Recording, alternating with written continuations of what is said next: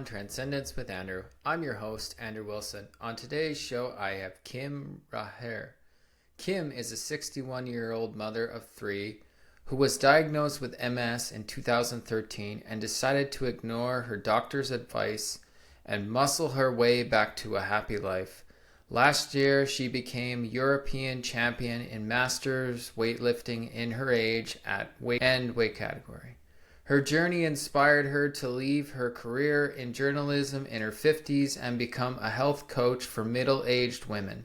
With a big focus on reactivating and rebuilding muscle, today she helps women to reverse midlife weight gain, get strong and lean, and have tons of energy. It works by reactivating and maintaining muscle mass. Please welcome Kim Rahir. Welcome to my show, Kim.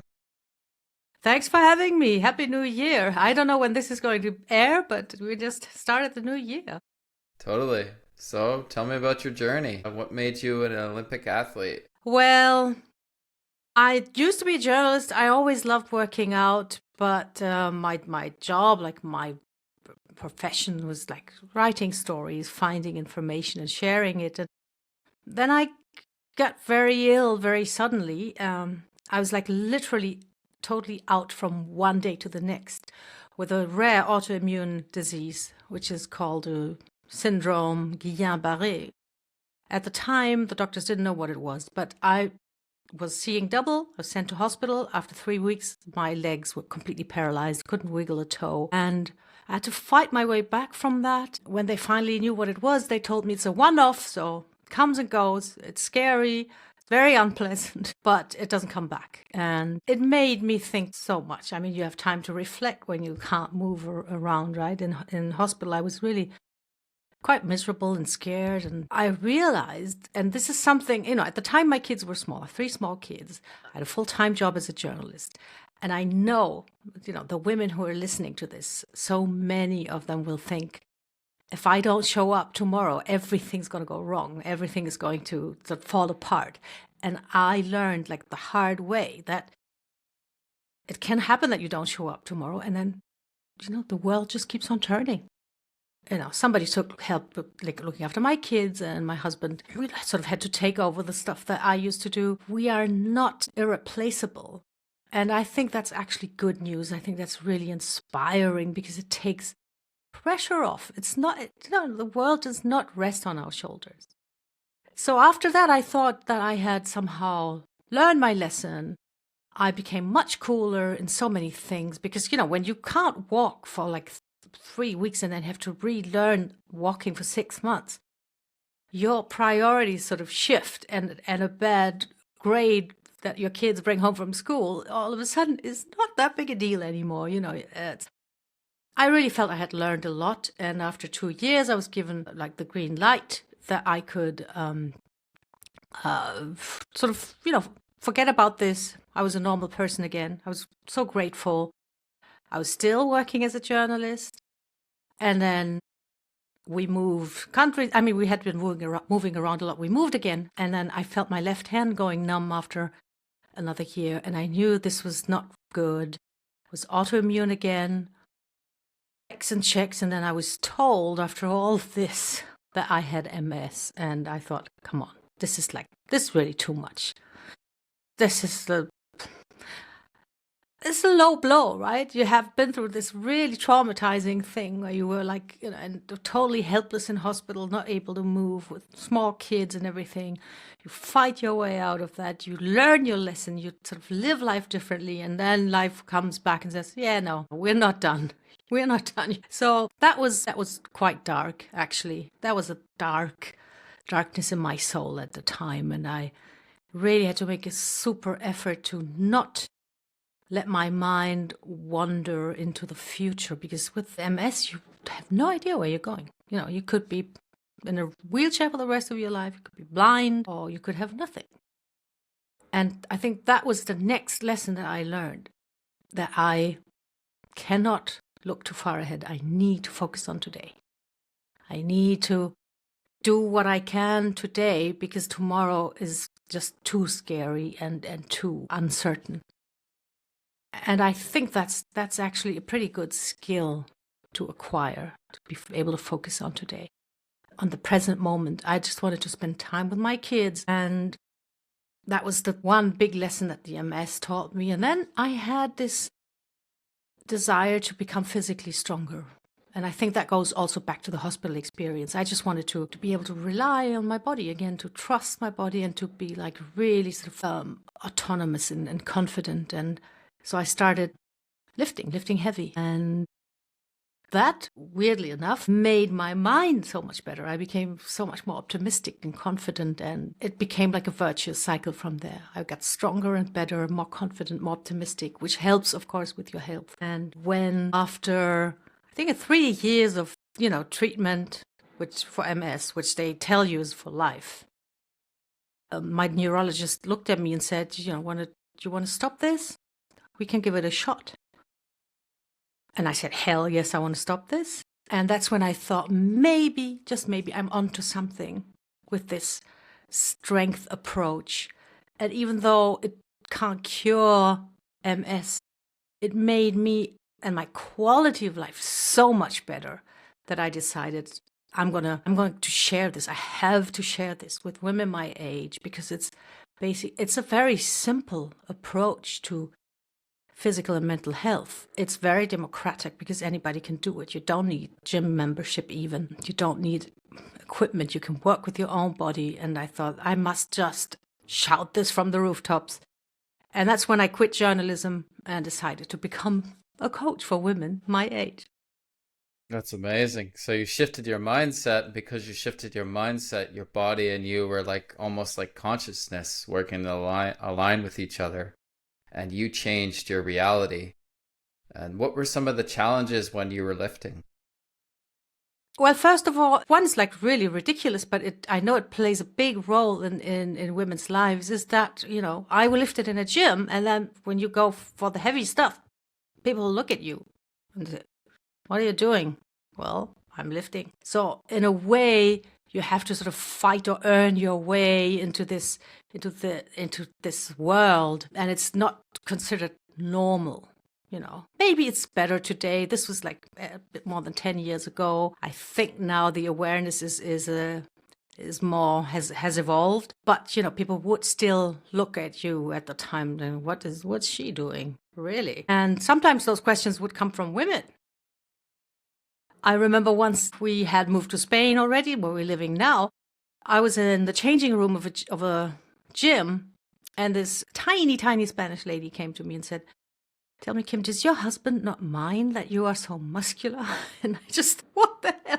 I just had to laugh. But this, it is a challenge, because you have to overcome this idea that people have of how a woman exercises, or what she enjoys, what she does. And I know that I was so determined. I needed this for my health and my well-being. But when you are in a situation where you have never done anything like this, and you might consider doing this and you're not sure, then this does play a big role, the way people look at you and talk to you. So I can only tell everybody listening to this, don't listen to those people. Get strong, build your body, and become muscular. And then I switched to Olympic weightlifting over the years, which was a pure coincidence. I had worked with a personal trainer who asked me if I wanted to try Olympic weightlifting, and I had memories from my childhood when I used to watch that with my dad in the Olympics.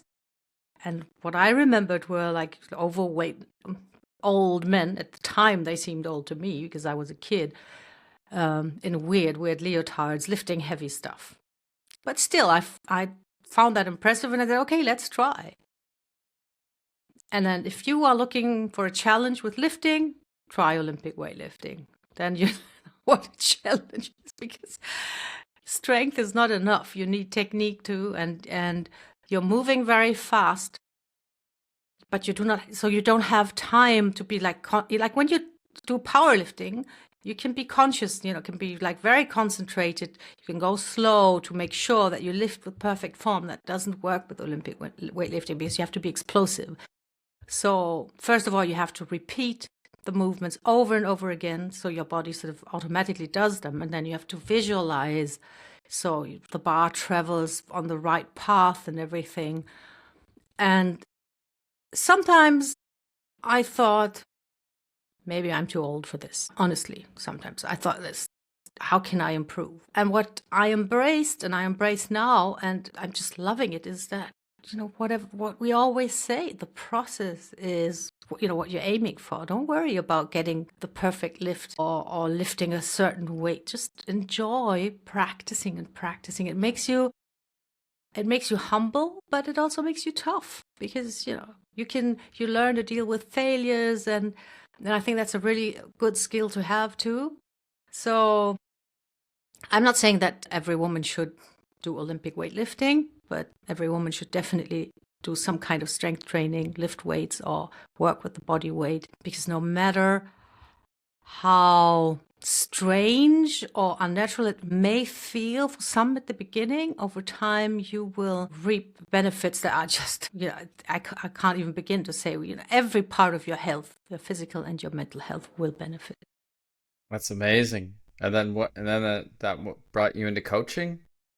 And yes, so when I stopped my treatment, I felt so much better, and I thought I had found, not a way to cure diseases, but a very simple way to feel better and to improve your health. I took all the exams, studied for personal trainer and then online trainer. I learned everything there was to learn about this. And I started sharing this with women who mostly they are in a position where they have tried absolutely everything. They're like in midlife, just when you think that the worst, like the most challenging part, like raising kids or having a career, all these things, somehow nailed this. You've done things, you've been around the block, and then all of a sudden you feel that your body's sort of going crazy, letting you down. You feel, achy or weak, or you can't sleep at night, or you have mood swings, all these things that come with the hormonal changes. And I work mostly with women who have really tried everything. It's often weight. Weight is a problem, of course, but it's also this energy thing. And I think that's the biggest part where everything starts, that they feel so low on energy and motivation. And yes, they come to me and say, I want to lose 15 pounds. And we do that. But what they discover in the process about how their mind evolves when they start feeling stronger and working on their physical strength, that's the most beautiful part. And that's what most of them say at the end. They say, yeah, I lost the weight, but I discovered like a new sense of self. And I think that's so rewarding. For me, that's more gratifying than writing a really good story as a journalist, because that's more self-serving kind of. But this helping women like feel strong and have a positive outlook on life again, that's impact. That's what I want to do.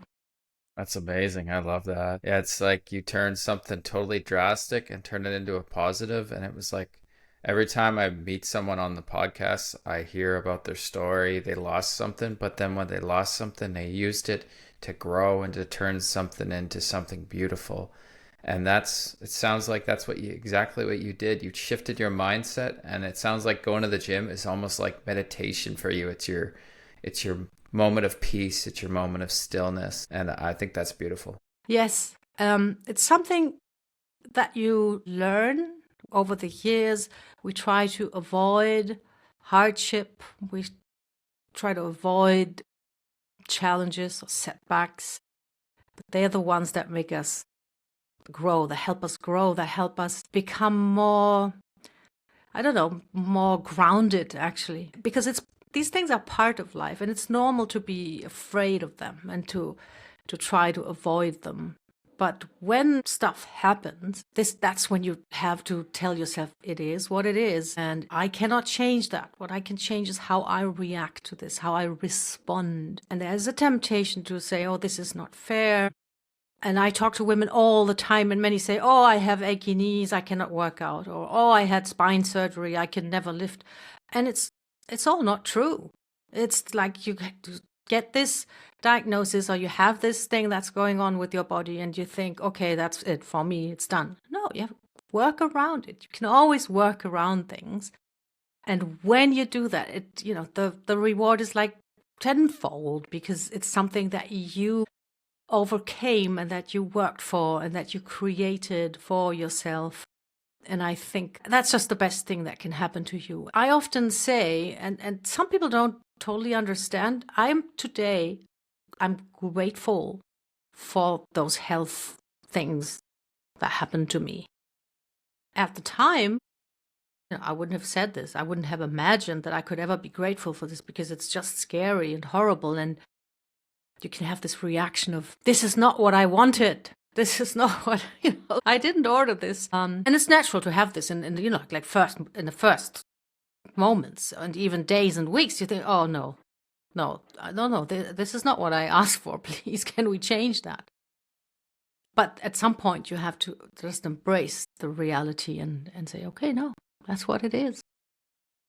I think you were meant to be a coach and you were meant to be a power lifter, and your body was just kind of telling you to get you away from journalism and say, it's time to switch. And I've noticed it, like, even with like jobs or anything, it's just there's some sort of pattern here where something is ripped out from underneath us and then it's leading us to something better, something that's more fulfilling, something that's serving a purpose.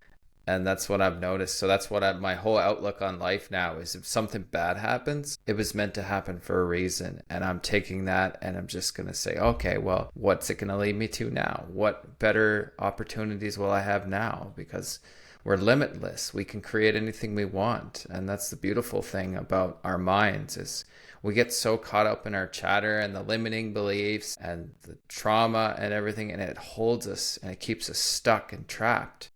And that's what I noticed. And my coach, my life coach, says, your trauma is your superpower. Use that, own it, and absorb it, and not fear it anymore. Just embrace it. And that's what I'm doing.